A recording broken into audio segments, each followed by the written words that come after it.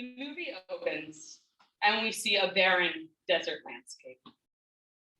A quiet, dissonant, repetitive series of chords begin to pulse as the camera pans. The music escalates, adding synthesizer and electric guitar, as we see a haggard bunch who have been cast out of the community. As the frame zooms in, we see not only the raggedness of their clothes, but also the scaly, flaky, spotty whiteness of their skin. They look ghastly in every sense of the word. They look like zombies. And they are desperately, rabidly seeking to enter into the camp. But the human leaders know that if they let the pallid outcasts in, their affliction will be contagious and might threaten the very core of the community. The beat of the soundtrack reaches a climax as the title flashes across the screen, Tazria.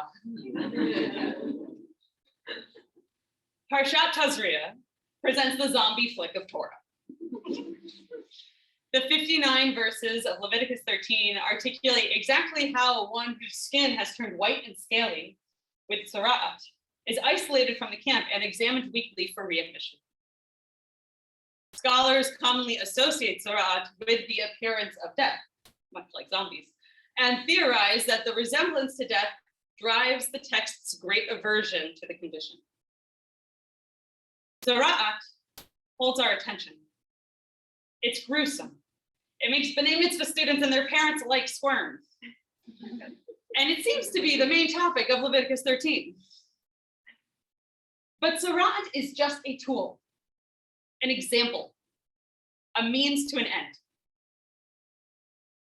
The word tzara'at appears 28 times in Leviticus 13.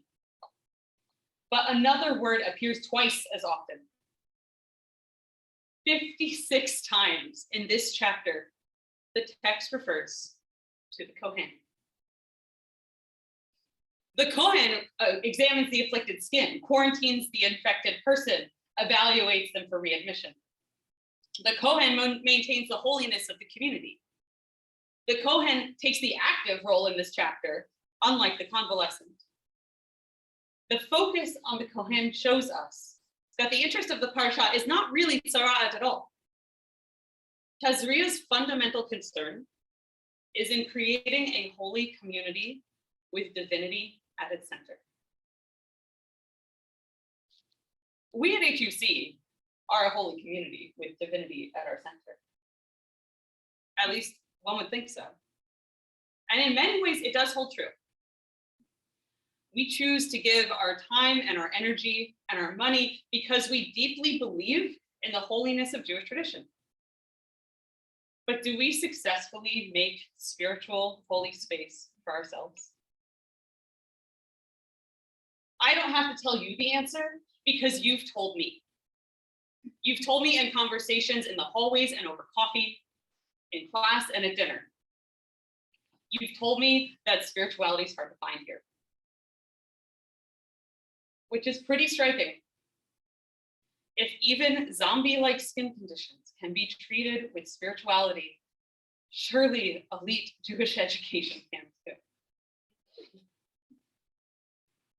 Okay, but what is spirituality, some ask? And the question is valid because the definitions vary and are highly subjective. I posit that spirituality means being moved in a context that contains aspects of religion. Being moved in a context that contains aspects of religion. And we, of course, are specifically interested in contexts that contain aspects of Judaism. But as HUC has expanded the archetype of rabbinical students and professors, adapting to shifts in denominational identities and boundaries, the aspects of Judaism that move us have become increasingly diffuse. The great challenge of Big Tent Judaism is that since we cannot be everything to everyone, our habits coalesce around a medium that might satisfy no one. At HUC LA Tefillah, that medium seems to be around practicing services for mainstream Reform congregations. And that practice will always have a place here. We are a learning institution. Most of us arrived at HUC without a regular weekday prayer practice. and therefore little familiarity with the weekday Amidah, let alone the weekday Yusa. We certainly need to know our liturgy from the perspective of a praying person in addition to that of a liturgy student. Learning Reform services is also a key step in our professional development, and professional development is a key strength of HUC rabbinic education. Learning the matbea, the liturgical structure, is an immovable, necessary part of HUC tefillah. That's not what I struggle with. What I struggle with is that we have settled for only learning the Reform matbea. We can print out a document, put it into a student's hand and say, here, follow this, and that's meaning. It's handy, it's practical, it's rational, it's convenient when the obligation to lead tefillah feels disconnected from the things for which we get academic credit. We can always learn the matbea from a sheet, but the value of a service comes from its soul, not its bones. If we purport to lead and our congregation does not move, what has been the purpose of our tefillah? For you can learn the matbea from a service that moves you, but you cannot learn to be moved from a service that just gives you the matbea. This is certainly an issue of professional training, but my focus today, what brings me here, is more personal. I think that we need to be moved. I think that we need to be lifted. We need catharsis.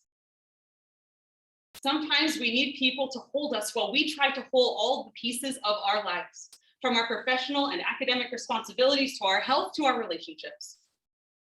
Rabbinical school is hard. Teaching and running a rabbinical school is hard. And no one really gets it except the people who are here and in it with us. That's why, regardless of all the different communities we connect to, our HUC community will always have a unique role in our lives. In my experience, it is exactly the challenge of leading such full and multifaceted lives that inhibits our ability to show up for each other as a community. We're low on time and low on energy, not to mention the logistical issues with many students on Zoom at any given time. But frankly, I'm optimistic. I think that on the LA campus right now, our student body has more energy around coming together than we have had in years. We had more people involved in planning Purim than any current student can remember. 15 students signed up to plan Kalat in the fall. That's almost half of the entire campus. I see us showing up for each other. And I think for our own sake, our next step means that we need to remake our spiritual space and time. Let us turn our energy towards our communal prayer practice. I've spoken with Rabbi Simons, and we're going to relaunch the Vaad Tefillah, the Tefillah committee. Let us envision it as a generative body to elevate our community's energy and to help us internalize new prayer styles, to find new spiritual aesthetics, new points of resonance. We're a learning community. We learn our liturgy, and we will learn what moves us too. As a Mamlechet Kohanim, a nation of priests, let us invite each other back into the community. Let us affirm the purity and holiness of our work and recommit to the holiness of our school community. May we never be zombies in the pews. May we find ways to move and be moved. Sarang Tobi.